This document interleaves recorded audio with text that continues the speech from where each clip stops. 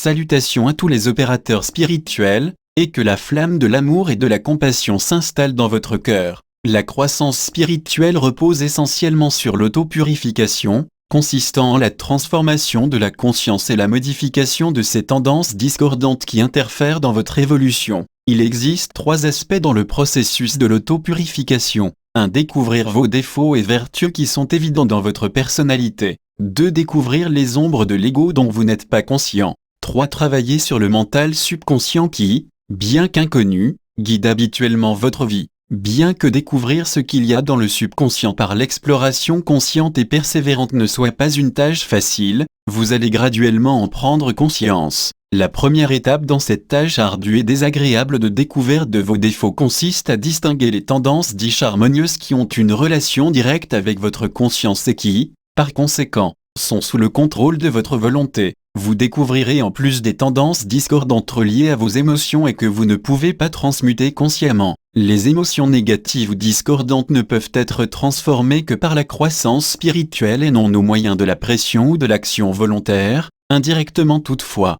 Supposons que vous n'avez pas l'amour ou la foi suffisant pour affronter certains défis spirituels et que, bien que vous vous y efforciez, vous n'y arrivez pas directement. Quelle serait la voie à prendre pour développer cela ? Une analyse objective et impartiale afin de savoir pourquoi il est nécessaire de développer ces aspects spirituels dans votre vie. Quand vous comprendrez cela, graduellement et sans se braquer directement sur le développement de l'amour et de la foi, vous commencerez à recevoir la vision et la force spirituelle nécessaires afin que, sans effort, si émergeant dans votre cœur. Si après quelques années vos émotions commencent à changer, vous pouvez vous considérer très fortuné et animé d'un franc succès. Il est important de ne pas dresser de cadre temporel spécifique car sur le plan de la croissance spirituelle, le temps relatif dans lequel vit votre ego mental et votre corps physique n'existe pas. Les changements se produiront graduellement et sans même que vous vous en aperceviez. Même si cela vous semble difficile, ça ne l'est pas. Rappelez-vous que le découragement et les obstacles sont suscités par l'ego mental qui ne désire pas perdre son hégémonie ni son contrôle sur vous.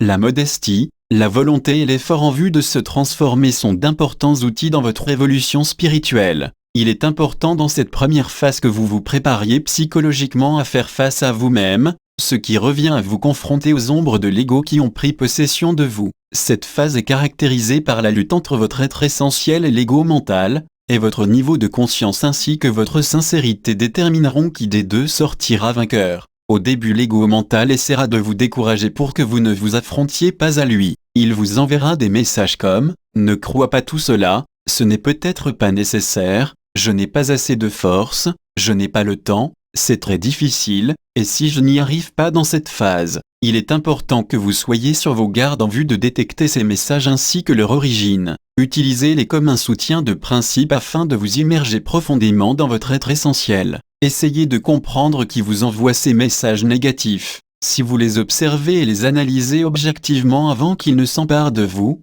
vous obtiendrez une première victoire. Vous aurez simultanément et jusqu'à un certain stade appris à découvrir les masques de l'ego ainsi que ses motivations erronées, lequel vous mettra au défi lorsqu'il détectera que vous êtes en train d'entraver son influence et son contrôle sur vous. Il essaiera par tous les moyens de chercher d'autres ressources qui proviennent naturellement de votre être. Vous disposerez cependant déjà de quelques renseignements et stratégies pour lui faire front. Détecter et éviter les ombres de l'ego n'est pas suffisant, mettez-les à l'épreuve, travaillez sur elles et examinez-les. La plupart d'entre vous êtes profondément paniqués à l'idée de percevoir ou de sentir ce qui peut émerger de votre fort intérieur. Il est important que vous appreniez à intercepter et traduire ces sentiments ambigus en pensées concrètes. Cette panique de faire face à soi-même est une des raisons pour lesquelles les gens ne souhaitent pas découvrir leur véritable être. Il existe une attitude très enracinée et puérile chez les opérateurs de lumière qui consiste à éviter vos aspects ombres comme s'ils n'existaient pas.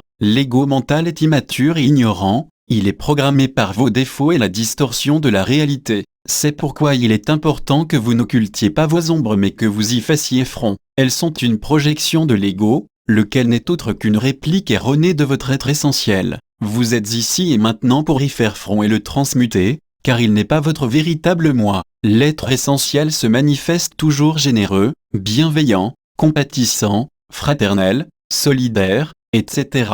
Il ne se manifeste pas dans sa plénitude totale car il est caché sous les masques de l'ego mental, mais son éclat, son pouvoir et son énergie imprègnent de vie votre corps physique et aussi l'ego mental. Pour parvenir jusqu'à lui, il n'existe qu'un sentier, et c'est s'affronter à l'ego mental et le dépouiller des multiples masques qu'il a depuis des temps immémoriaux utilisés afin de vous contrôler et vous maintenir pris dans la réalité virtuelle. Quand vous commencerez à vous inquiéter de ces aspects qui sont vos traits que vous ignorez, discordants, ce sera un symptôme que vous progressez spirituellement. Pour cela, vous devez être disposé à éprouver la douleur et la souffrance de cette phase afin d'obtenir de plus en plus de nouveaux progrès. Rappelez-vous toujours que la crainte est le dispositif que l'ego mental utilise afin que vous ne le détectiez et ne le transmutiez pas. Quand vous l'affrontez, vous recevez la force spirituelle de votre être essentiel, et le succès est une question de temps, ce qui sous-entend de ne pas être obsédé par le temps relatif. Vous devez être conscient que sur le sentier de la croissance spirituelle, l'automystification est très préjudiciable. Vous ne devez pas penser que c'est en vain que vous consacrez du temps à votre croissance intérieure et que cela ne fait pas partie de votre vie quotidienne. Certains sont préoccupés par le fait que s'ils se consacrent excessivement au développement spirituel, ils ne pourront pas obtenir les ressources pour subsister. D'autres pensent que cela les absorbera à tel point qu'ils n'auront plus de temps pour profiter des aspects de la vie qui sont importants pour eux. Ces pensées sont erronées, parce que la croissance spirituelle n'est pas quelque chose de secondaire, ni dissocié de votre vie, mais son unique essence, son unique fondement. Le sentier de la transformation intérieure est la base de votre existence même et celle qui vous nourrit. Quand bien même la dissolution des problèmes ne s'est pas produite pleinement, elle entraînera un éveil et une sensibilité spéciale qui vous donnera une énergie, une force et une vitalité plus grandes ainsi qu'une plus grande capacité pour profiter de la vie comme jamais vous ne l'avez vécue. Cela retombera positivement sur tous les aspects de votre vie et vous profiterez de plus de temps de repos et vous obtiendrez du plaisir quoi que vous fassiez.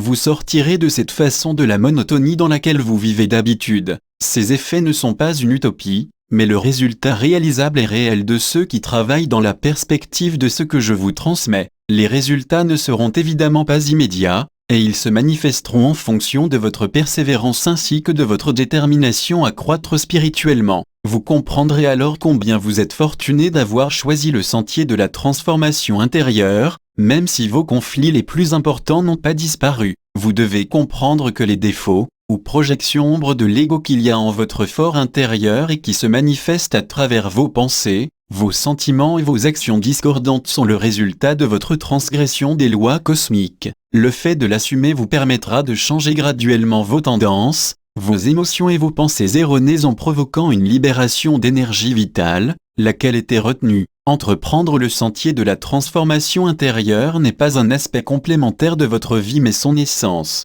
Quand vous résoudrez vos problèmes intérieurs, vous disposerez du pouvoir et de l'intelligence pour résoudre les problèmes extérieurs. De cette façon, vous profiterez plus profondément de la vie, la guérison de votre âme se produira et vous vous accorderez avec les lois de la vie et de l'évolution. Seulement ainsi serez-vous heureux. Tout ce que vous ferez en partant de ce niveau de conscience supérieure générera une meilleure compréhension et le plaisir de vivre et cheminer sur le sentier de l'autoconnaissance. Il est seulement question d'investir un temps quotidien de votre vie à l'aventure de la transformation intérieure. Quand vous investissez du temps à l'entretien de votre corps, vous n'avez pas l'impression que vous êtes en train de le perdre, vous acceptez au contraire que cela fait partie de votre vie. Votre attitude est cependant différente quand il vous faut affronter les ombres qui éclipsent votre être essentiel. C'est alors que les doutes et les peurs se chargent d'intercepter votre ascension spirituelle. Tant que vous ne comprendrez pas que vous vivez dans la dualité de l'être essentiel et de l'ego mental, vous vous exposerez à marcher sur des chemins erronés qui cachent les prétextes des ombres de l'ego,